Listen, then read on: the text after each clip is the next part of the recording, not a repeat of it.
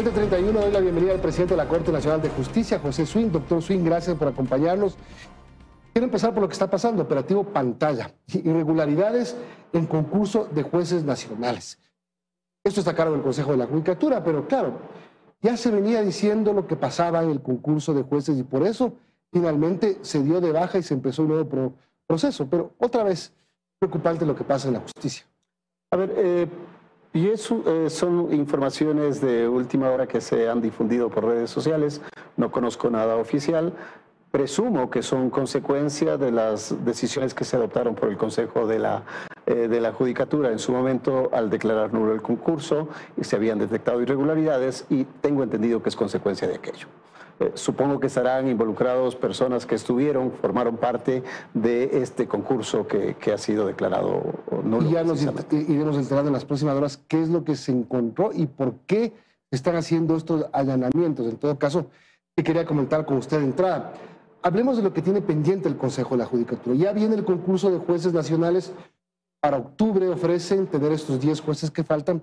Y al mismo tiempo tienen que hacer un concurso para elegir cerca de 500 jueces de primera instancia. Es decir, el faltante en la justicia, además de lo que es cuestionable, es grande. Sí, definitivamente. El primer concurso que principalmente preocupa e interesa a la Corte es la selección de los 10 jueces. Hay 266 candidatos que han sido ya admitidos por el Consejo en esta primera etapa. Vendrá la revisión del cumplimiento de los requisitos de forma. Ahí habrá posiblemente una primera selección y separación de aquellos que no han cumplido esos requisitos de forma. Y luego vendrán las siguientes etapas. Yo aspiro que hay un número adecuado, suficiente, y que con eso se puede elegir los 10 jueces que faltan. Respecto del otro concurso que todavía no se ha oficializado, que sin embargo conocemos que ya se han adelantado algunos pasos, por ejemplo, el tema de la regulación para este concurso, en efecto es consecuencia del tiempo que ha transcurrido sin que se haya llevado a cabo procesos de selección de jueces. Entonces, la idea es que el Consejo proceda a la elección de aproximadamente 500 jueces y un banco de elegibles que estaba vigente hasta hace poco del último proceso que tengo entendido se llevó por el de 2018. ¿Cuántos faltan? Esas son las y es por un montón de razones. Por varias razones. Entre ellas la corrupción también. Varias razones, destituciones, jubilaciones de personas, fallecimiento de integrantes de la Judicatura. Sí, esas son las razones y porque además ya no existe banco de elegibles. Al no existir banco de elegibles se necesita con urgencia contar con aquellos porque si es que se produce un faltante, ¿de dónde voy a seleccionar el reemplazo? ¿Qué pasó con el banco de elegibles? ¿Se agotó o no se dejó? Se agotó. Simplemente se agotó. Es el banco de elegibles que fue elegido en administraciones pasadas. Ahora, con tanta rotación se agota el banco de elegibles, con todo lo que usted acaba de describir, fallecimiento, renuncias, procesamiento, etcétera. ¿No se desgasta un poco el nivel de confianza que se puede tener cuando hay muchos cambios en la justicia?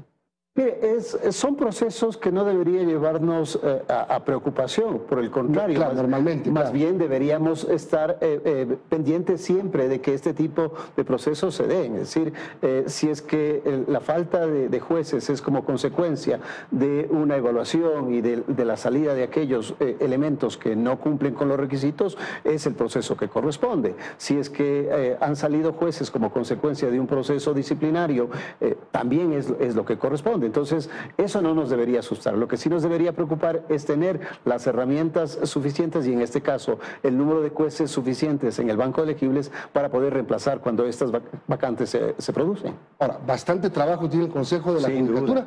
Y ahora espérese, porque se aprobó la creación de las judicaturas constitucionales, que también tiene que llevar a cabo el Consejo de la Judicatura. Es un montón de trabajo. Desde luego, pero el Consejo había trabajado ya, por lo menos donde yo conozco, en el dimensionamiento, es decir, cuántas causas de acciones de protección se ventilan en la justicia. Eso llevaría a determinar cuántos jueces se necesitan especializados en materia constitucional. Ese es un tema que habrá que discutirlo, que habrá que procesarlo. Ahí sí hace falta unas reformas, una reforma legal al Código Código Orgánico de la Función Judicial para establecer el número de jueces que se necesite, qué jurisdicción se les va a dar, porque yo personalmente creo que no es necesario poner un juez constitucional en cada una de las jurisdicciones. Posiblemente habrá que recurrir a un mecanismo de una jurisdicción especial para efectos de llenar esta necesidad.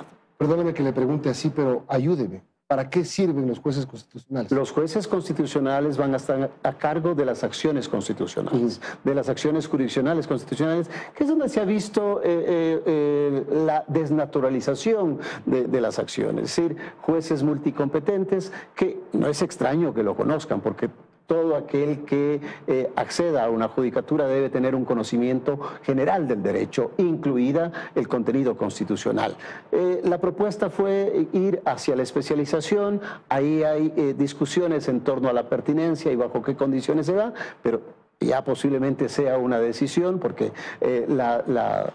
los resultados de la consulta y del referéndum se encaminan hacia eso, entonces habrá que tomar las medidas que sean consecuencia para cumplir con la voluntad popular. Le escuché a usted en varias entrevistas estar preocupado por este tema de la multicompetencia, es decir, que haya jueces que no manejen ciertos temas y que los estén manejando.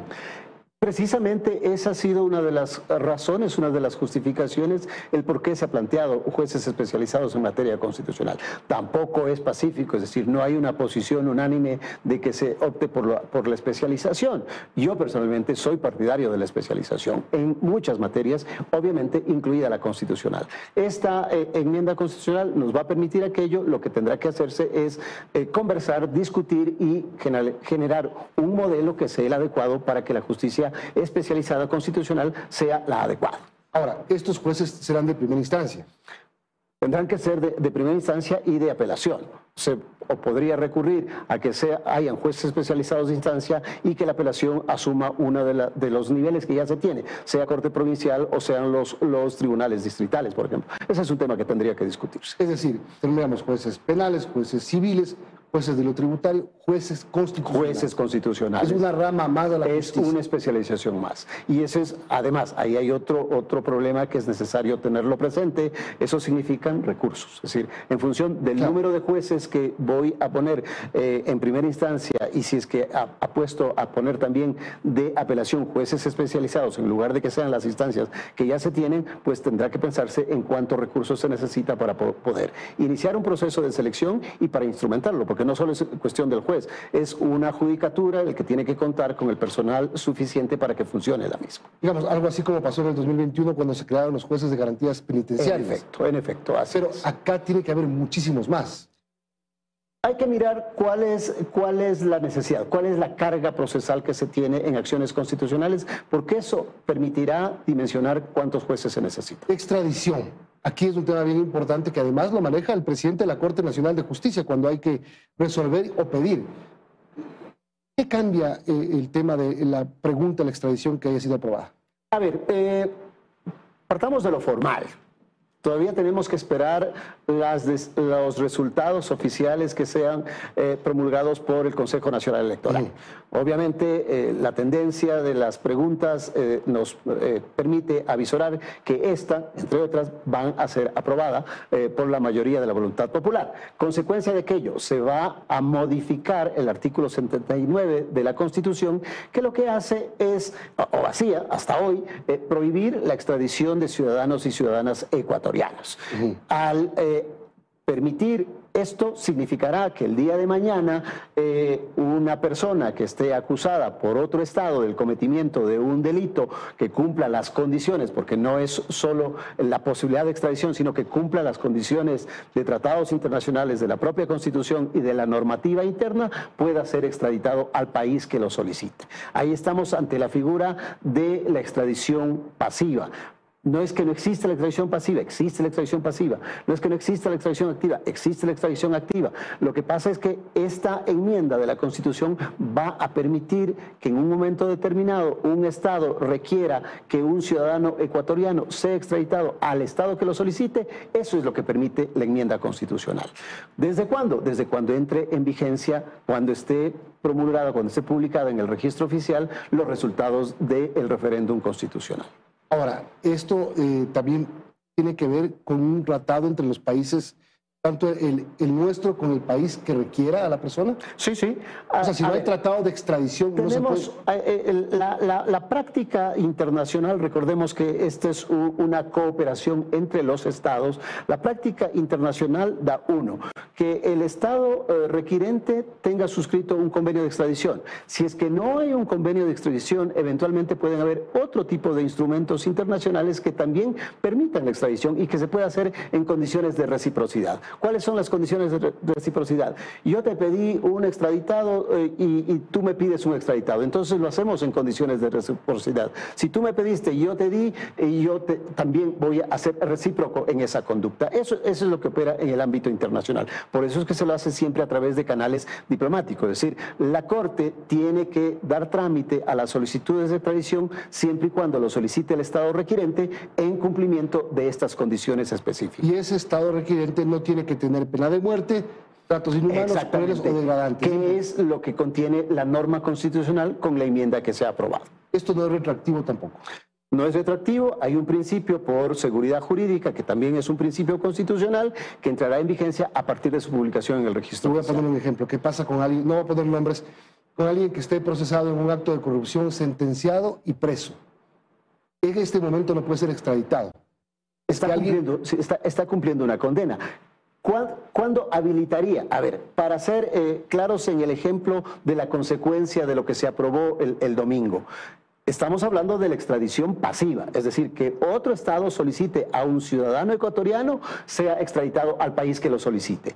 No estamos hablando de que se haya cometido, de que esa persona esté purgando una pena acá, sino que lo solicite otro país, que lo solicite otro país porque se ha cometido un delito en ese otro país y obviamente eso permitirá iniciar el proceso de extradición, cumplir con cada uno de los procedimientos que están previstos tanto en el contenido constitucional como en la ley de extradición y si es que eso es pertinente se procederá a disponer su extradición. O sea, si el país lo pidió antes de la expedición de la ley, no hay cómo. Si lo pide ahora, sí hay cómo. Porque solo para los ciudadanos ecuatorianos, solo para los ciudadanos ecuatorianos queda la prohibición constitucional. Hoy se abre esa posibilidad de que se pueden extraditar a ciudadanos ecuatorianos. Gracias por contarnos y explicarnos de este tema importante. Con mucho gusto.